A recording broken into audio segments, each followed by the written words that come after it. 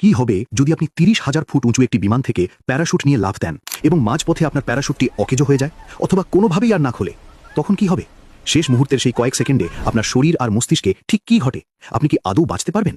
আপনি যখন বিমান থেকে ঝাঁপ দিলেন, চারদিকে বাতাসের প্রচণ্ড গর্জন আপনার কানে তালা লাগিয়ে দেবে। আপনার শরীর বাতাসের চাদর চিরে নিচের দিকে নামছে ঘন্টায় প্রায় ২০০ কিলোমিটার বেগে। আপনি নির্দিষ্ট উচ্চতায় পৌঁছে প্যারাশুটের কর্ডটি জোরে টানলেন, কিন্তু কিছুই হলো না। আপনার প্যারাশুটটি জট পাকিয়ে গেছে অথবা যান্ত্রিক ত্রুটির কারণে খুলছে না। আপনার নিচেই মৃত্যু দাঁড়িয়ে আছে, আর উপরে অসীম আকাশ। এই উচ্চতায় অক্সিজেন এতটাই কম যে আপনি কয়েক সেকেন্ডের মধ্যেই জ্ঞান হারাতে পারেন। কিন্তু যদি আপনার জ্ঞান থাকে, তবে আপনি দেখবেন আপনার চারপাশের জগৎটা যেন হঠাৎ থমকে গেছে। আপনার মস্তিষ্ক এখন সুপার কম্পিউটারের চেয়েও দ্রুত কাজ করা শুরু করবে। অ্যাড্রিনালিনের তীব্র প্রবাহে আপনার হৃৎপিণ্ড যেন বুক ফেটে বেরিয়ে আসতে চাইবে। একে বিজ্ঞানের ভাষায় বলা হয় fight or flight response. Parachute না খুললে আপনার হাতে সময় আছে মাত্র ৩ থেকে ৪ মিনিট। এই কয়েক মিনিট আপনার জীবনের দীর্ঘতম এবং হয়তো শেষ সময়। এখন প্রশ্ন হলো, বাঁচার কি কোনো উপায় আছে?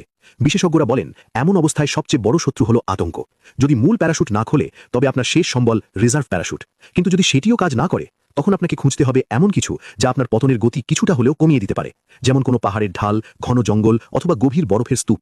তবে মনে রাখবেন, কংক্রিট বা পানির উপর পড়া মানেই নিশ্চিত মৃত্যু। ইতিহাসে এমন কিছু অলৌকিক ঘটনা ঘটেছে যেখানে মানুষ হাজার হাজার ফুট ওপর থেকে পড়েও অলৌকিকভাবে বেঁচে ফিরেছে। কিন্তু ৩০,০০০ ফুট থেকে কোনো অবলম্বন ছাড়া নিচে পড়া মানে সরাসরি মৃত্যুর সাথে পাঞ্জা লড়া। নিচে নামার শেষ কয়েক সেকেন্ডে হয়তো আপনি আপনার পুরো জীবনটা চোখের সামনে সিনেমার মতো দেখতে পাবেন।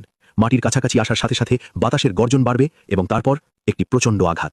আসলে জীবন আর মৃত্যুর মাঝখানের এই সরু সুতোটা আমাদের শেখায় প্রতিটি নিঃশ্বাস কতটা মূল্যবান।